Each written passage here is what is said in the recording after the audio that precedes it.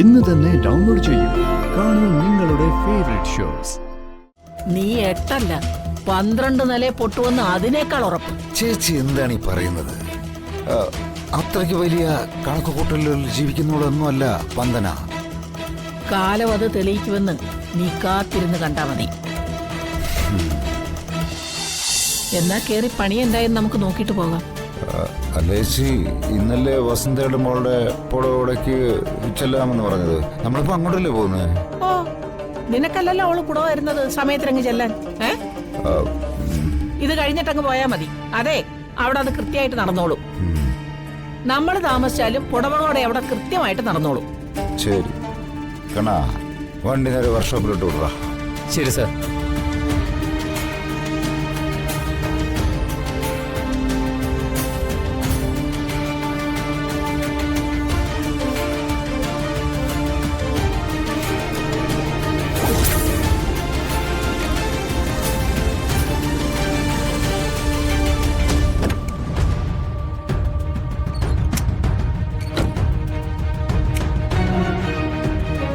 ചേട്ടാ, അതെ, കുറുപ്പ് സാറിന്റെ വണ്ടിയുടെ കാര്യം എന്തായി?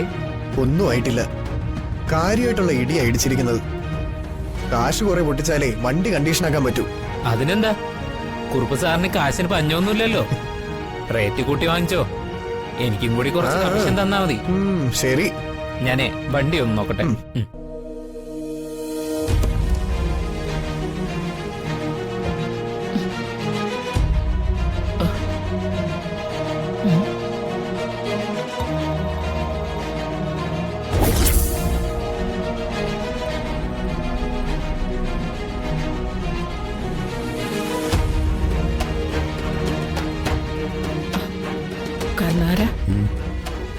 കണ്ടില്ലേ ഒരു കാഴ്ച?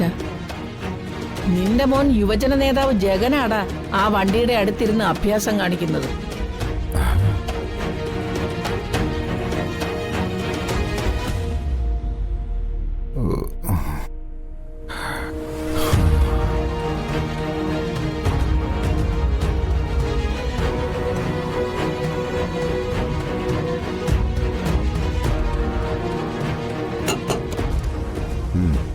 നമസ്കാരം കുറുപ്പ് സാറേ. സാറിന്റെ വണ്ടിയിൽ ഇവിടെ പണിക്ക് കയറ്റിയിരിക്കുന്നത്. എന്റെ വണ്ടിയുടെ പണി കഴിഞ്ഞ് സാറിന്റെ വണ്ടിയുടെ പണി തുടങ്ങുമെന്ന് മേസ്തിരി പറഞ്ഞു. കുറുപ്പ് സാറേ, നിങ്ങളുടെ രാഷ്ട്രീയ ബുദ്ധി സമ്മതിക്കണം. അല്ല, തെരഞ്ഞെടുപ്പ് അടുത്ത് വരുമ്പോ ജഗൻ വെറും തൊഴിലാളി നേതാവല്ലേ?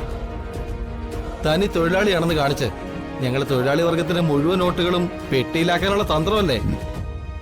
നടക്കട്ടെ നടക്കട്ടെ.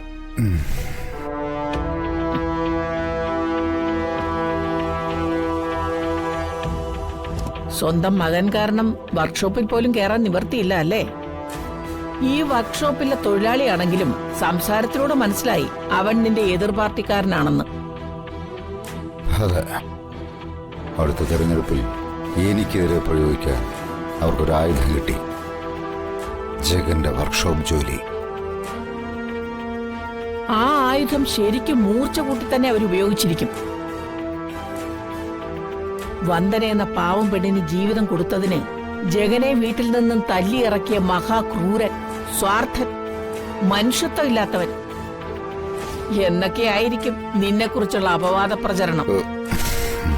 അങ്ങനെ പരസ്യപ്പെട്ടാ നിനക്ക് സഹതാപ വോട്ട് കിട്ടുവോടാ? ഇല്ല, നിനക്ക് കിട്ടേണ്ട വോട്ട് കൂടി മറുപക്ഷത്ത് പോയിരിക്കും. ശരിയല്ലേ? ജഗൻ വെറും പാവാടാ, വെറും പൊട്ടൻ. നിന്നെ പരമാവധി കൊച്ചാക്കി തകർക്കാൻ ഇത് അവനെ കൊണ്ട് അവള് ചെയ്യിക്കുന്നതാ. ആ വന്ദന എന്ന രാക്ഷസി, അവള് 18 അടവും പയറ്റി തെളിഞ്ഞവളാ. അവളുടെ സഹോദരൻ മനോജാണല്ലോ നിന്റെ മകളുടെ ഭർത്താവ്. എന്നിട്ട് നീ ഇതുവരെ മനോജിനെ സ്വന്തം മരുമകനായിട്ട് അംഗീകരിച്ചിട്ടുണ്ടോ? ഹരിതയുടെ പാദസേവ ചെയ്യുന്ന വെറും വേലക്കാരനായിട്ടല്ലേ നീ അവനെ കണ്ടിട്ടുള്ളൂ. ആ കാര്യത്തില് നിന്നോട് അവക്ക് കടുത്ത വൈരാഗ്യമുണ്ട്. അതിന്റെ തിരിച്ചടി അവൾ നിനക്ക് തന്നോണ്ടിരിക്കുക. അടുത്ത തെരഞ്ഞെടുപ്പിൽ ജഗൻ കൂറുമാറി നിനക്കെതിരെ മത്സരിക്കാനും സാധ്യതയുണ്ട്. എനിക്കെതിരെ ജഗൻ മത്സരിക്കാനോ? അതെ, ജഗനെ വീട്ടിൽ നിന്ന് തല്ലിയിറക്കി വാടക വീട്ടിൽ കഴിയേണ്ട അവസ്ഥയുണ്ടാക്കിയ നീയല്ലേ? ഞാനോ? ആ ആയുധമായിരിക്കും പ്രതിപക്ഷം നിനക്കെതിരെ ഉപയോഗിക്കുന്നത്. അപ്പൊ സാഹചര്യം ജഗൻ അനുകൂലമാവും. അത് മനസ്സിലാക്കി വന്ദന ജഗനെ കൂറുമാറ്റിച്ച് നിനക്കെതിരെ മത്സരിപ്പിക്കും. ചേച്ചി, ജഗന്റെ വിജയം ഉറപ്പ്. നീ 8 അല്ല 12 നിലയെ പൊട്ടുവെന്ന് അതിനേക്കാൾ ഉറപ്പ്. ചേച്ചി എന്താണ് ഈ പറയുന്നത്? അത്രയ്ക്ക് വലിയ കണക്കുകൂട്ടലുകളിൽ ജീവിക്കുന്നവളൊന്നുമല്ല വന്ദന. കാലം അത് തെളിയിക്കുമെന്ന് നീ കാത്തിരുന്ന് കണ്ടാ മതി.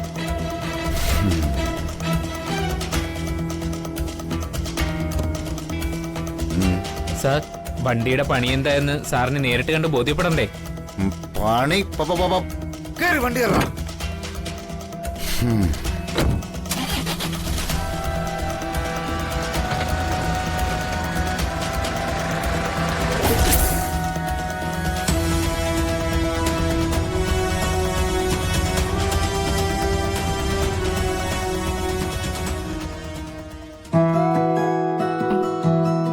സോറി. അങ്ങനെയാണെങ്കിൽ ഞാനും പറയണ്ടേ സോറി? അല്ല, അന്ന് ലൈബ്രറിയിൽ വെച്ച് ഞാനല്ലേ പ്രശ്നം ഉണ്ടാക്കിയത്? അത് വേറൊന്നിനും വേണ്ടിയായിരുന്നില്ലല്ലോ, ഒരു പുസ്തകത്തിന് വേണ്ടിയായിരുന്നില്ലേ? ഒരാളൊരു പുസ്തകം വായിക്കണമെന്ന് ആഗ്രഹിച്ചു വന്നാ അത് കൊടുക്കുന്നതല്ല എന്റെ മര്യാദ. ഞാൻ പൈസ തന്നത് തെറ്റായി പോയല്ലേ? അതൊക്കെ കഴിഞ്ഞ കാര്യമല്ലേ, വിട്ടേക്ക്. രണ്ടാളും തെറ്റുകാരാ. പക്ഷേ അതിനിങ്ങനെ ഒരു ട്വിസ്റ്റ് ഉണ്ടാവും ഞാൻ പ്രതീക്ഷിച്ചില്ല. ഇനിയൊരു സത്യം പറയാം, എനിക്കിപ്പോ ഒരു കല്യാണത്തിന് താല്പര്യമില്ല.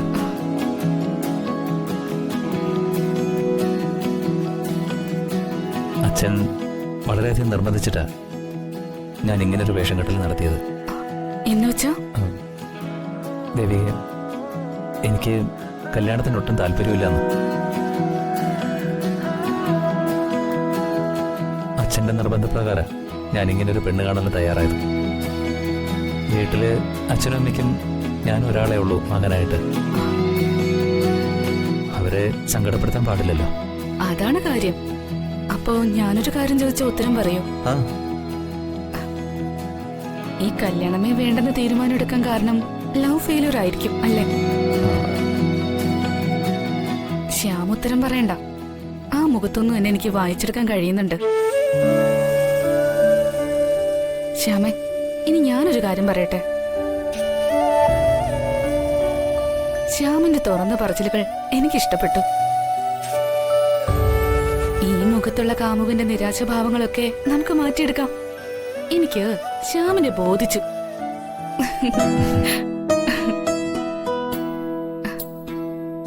ശ്യാമിന് എന്നോട് ഇഷ്ടക്കേടൊന്നും ഇല്ലെങ്കിൽ നമുക്ക് കല്യാണത്തെക്കുറിച്ച് ആലോചിക്കാം.